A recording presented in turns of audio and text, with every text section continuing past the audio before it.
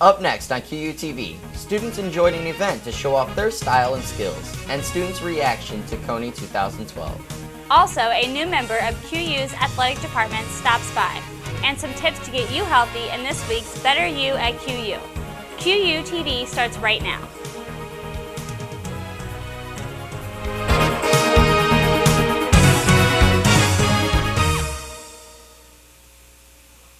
Welcome to our March 23rd episode of QUTV. I'm Jeremy Colder. And I'm Kayleigh Kelley, topping our stories this week.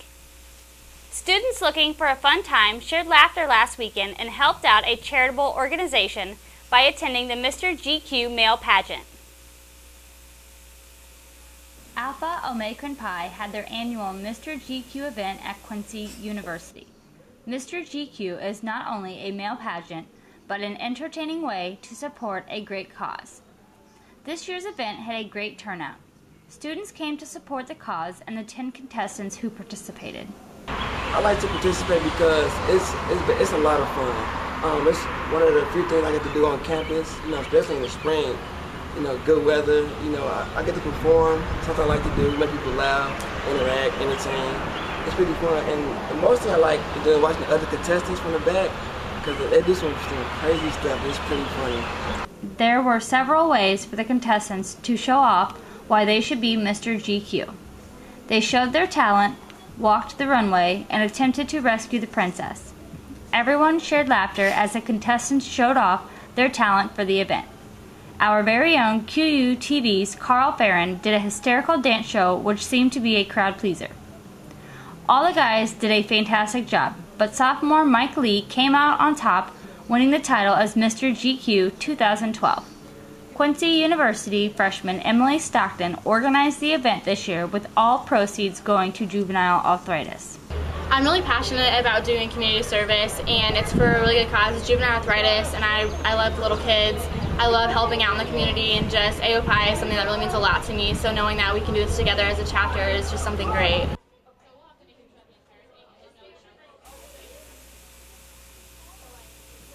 If you think you're all done with filing for your college financial aid package, think again. There might be another FAFSA form you need to file in order to be eligible for funding. The federal government has always selected about 30% of the students to be verified by filling out the verification form.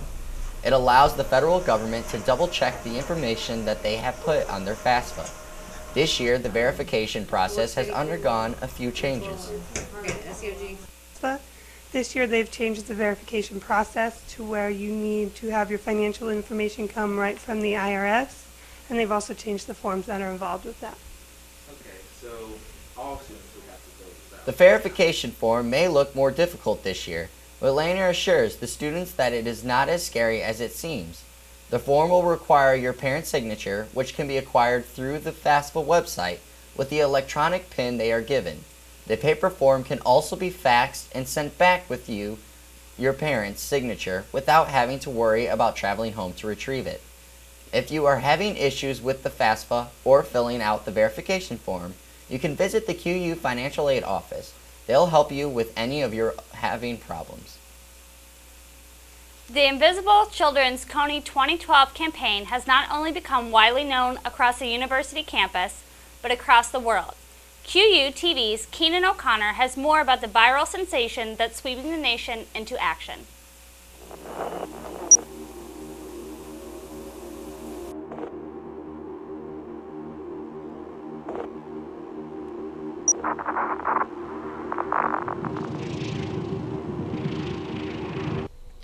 Since the beginning of this year, the KONY 2012 campaign has become a large success across the nation and across the world.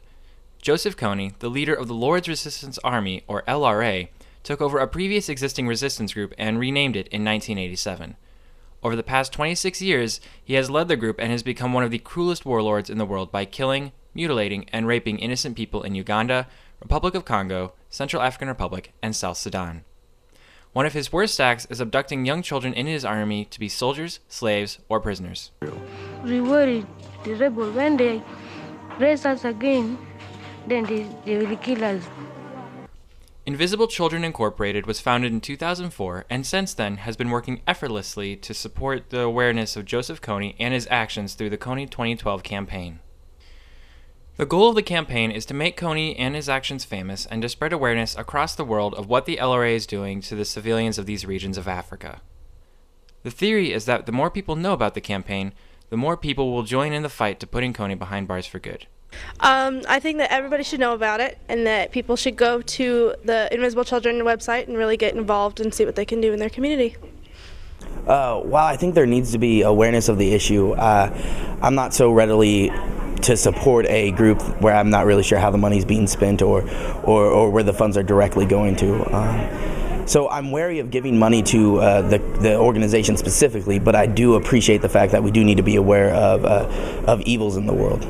What strikes me as most interesting about this campaign is that it seems to suggest a kind of consumer mentality toward changing political movements, toward changing political policies, in as much as the way to change the world is to convince people to buy a certain thing or not buy a certain thing. The organization has also made it easy to contact celebrities of all genres, such as Stephen Colbert, Lady Gaga, Taylor Swift, and Jay-Z, as well as large political figures like George W. Bush, Mitt Romney, John Kerry, and Bill Clinton to help advocate to the cause. The organization has made millions of dollars in donations and campaigns in using the money to help fund recovery programs and campaign trails and to help support the organization itself. If you would like to watch the campaign video, sign up for the campaign, or get more information about KONY 2012, you can sign up at their website at www.kony2012.com.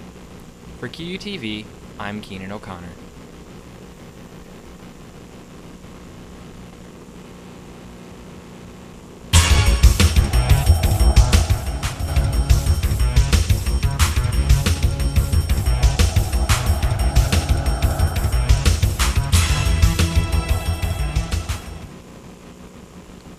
The QU women's basketball team ended their 2011-2012 season with an overall record of 22-8. The team achieved the number 5 seed in their region upon qualifying for the NCAA tournament. The Lady Hawks made it past the first round, conquering Northern Kentucky by a score of 75-65. Their postseason run came to a close when they lost 71-69 in the second round to number 1 seed Ashland University, who has since advanced to the Final Four. Senior Allie Schwagmeyer reflected on the Lady Hawks' successful season. I'm really proud of it. You know, a lot of people doubted us. You know, new coach coming in, Coach Gravina leaving, Courtney Schumann and Steph Wagner graduating. You know, just like a lot of people were doubting us and what we could do and stuff. And having like that rough part at the beginning of the season, I think really like put us our backs against the wall and made us think like, hey, we gotta do this. It's now or never. So I'm really proud of like the girls stepping up to the plate and taking the challenge. The season was a great way for Coach Carver to start her career here at Quincy University. We hope the best for her and future teams and their continued success. We also extend our thanks and best wishes to all the seniors that will be graduating and leaving the team after this year. Both the QU men's and women's tennis finally kicked off their spring season earlier this week after prepping with many tournaments during the fall and winter. The Hawks played against a very strong University of Nebraska Kearney. The strength of the opposition showed as the Lady Hawks fell 8-1 and the men were shut out 9-0. Head coach Bill Latour said an early loss like this doesn't necessarily reflect what to expect in the upcoming season.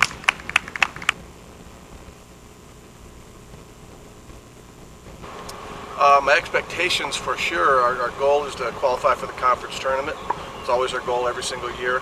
I think we will do that, again, if we at least beat the teams we're supposed to beat. But I'm hoping that we can pull a couple upsets as well and maybe challenge some teams and if not beat them, to really push them and gain some real respect in the conference with our tennis program.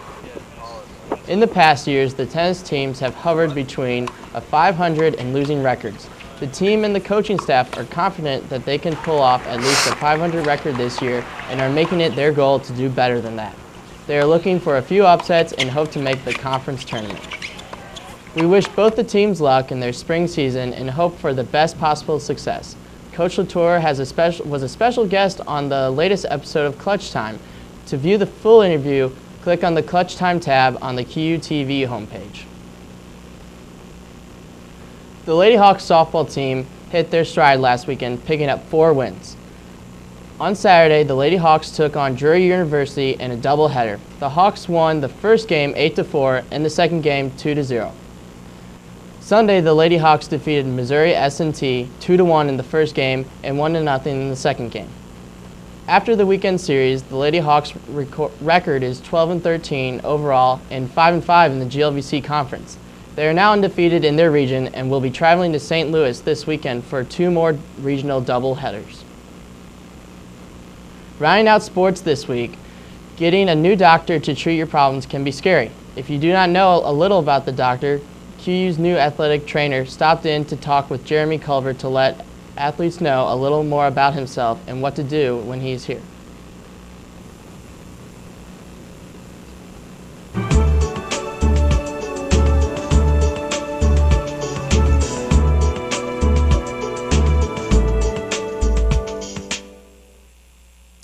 Hello, with me today is Brad Yates, Assistant Athletic Trainer here at KU. Welcome, Brad. Thank you. So tell us a little about yourself. I just graduated about a year ago from Lewis University. My most recent job was the head athletic trainer at a local high school, Plainfield Central High School. I started here about 2 weeks ago. So what exactly will you be doing here at KU? Well, I'll be the Assistant Athletic Trainer, and I will be heading up the coverage of football and then men's volleyball. What intrigued you most about coming to KU? Well, my goal coming out of college was to work in a collegiate sports medicine, and this was definitely on the goal list. Is there anything else that intrigued you about KU? I came from a small campus size, so this kind of fits that bill even more as a very small campus. Talking to all the coaches and the athletic director, the athletics are a very tight-knit group. Everybody cheers everybody on. They just really seem to have it together in that department. And so that's just a total added benefit to have everybody on the same page within the whole athletic department. If I was an athlete, what changes can I expect under your watch? Well, I'm always open to communication. If you have a problem, I expect you to come and seek me out. I always want to give the fairest treatment I can to every athlete and get you in top-notch shape. And is there anything else you could help them with, whether it's prolonged injuries or help to keep away from being injured? Athletic trainers help out in every regard. So we want to keep you healthy, and if you are hurt, we want to get you back to 100% so you can be at your fullest level to compete in your particular sport. All right, well, thank you again for coming to visit, and I hope your experience here at KU was a great one. Thank you. Thanks, Carl. Athletes aren't the only ones who need to stay in shape. A key to a healthy mind is a healthy body. And if you're looking for ways to stay healthy but don't know where to start, look no further. KU TV's Colleen McCormack has the answers for you.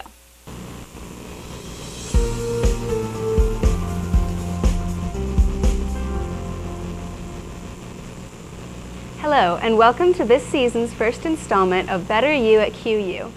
Working out every day in the gym can be intimidating, especially if you are unsure or uncomfortable with your workout plan or with how to use different pieces of equipment. The good news is that you do not have to work out in a gym to become a healthy and fit person. Here are some tips for starting a workout plan catered specifically to you that does not require any time in a gym. When beginning your workout plan, be sure to include cardiovascular, resistance training, and flexibility, and be sure to schedule a little bit into every single day, even if it is only 20 minutes.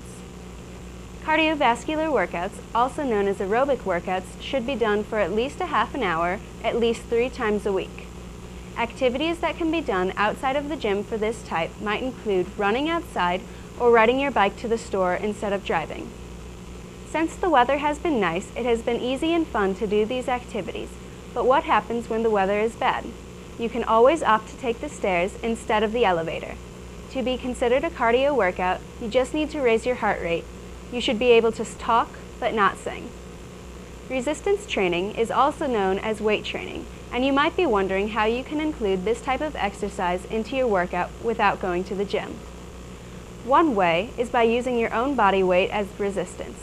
Sit-ups and push-ups are 2 of the best ways to train, and they can be done on the floor of your dorm room just as easily as on the floor of the gym. You can also improvise weights out of your textbooks or water-filled bottles. Weight training should be done 2 to 3 times a week, but not consecutively. The last thing you should include in your workout is flexibility. Flexibility can be as easy as stretching to the point of discomfort or as hard as complicated yoga. Being flexible prevents injuries and should be done 2 to 3 times a week. Any way you do it, flexibility can be trained anywhere, and it is easy to do. Other tips for creating a successful workout plan are making sure to stay hydrated, eating a healthy diet, getting enough sleep, and be patient. You will not see results overnight. Thanks for watching this edition of Better You at QU. For QU TV, I'm Colleen McCormack. Everyone misses home at some point. That is why many students look forward to Family Weekend, and SBB has a weekend of entertainment planned beginning tonight. Comic and magical magician Michael Kent kicks things off Friday night. A shopping and spa event is available Saturday morning, and Parents' Presidential Reception is available Saturday night. Later Saturday night evening, former American Idol contestant Jared Keem will perform in the Hawk's Nest. Sunday morning, the weekend wraps up with a drop-in family brunch. Be sure to invite your whole family up for the weekend of fun and show them what a slice of life is like at Quincy University. That is all for this episode of QUTV. For QUTV, I'm Jeremy Culver. And I'm Kayleigh Kelley, wishing you a safe and enjoyable week. Be sure to come back next week where we will have more news by the students for the students.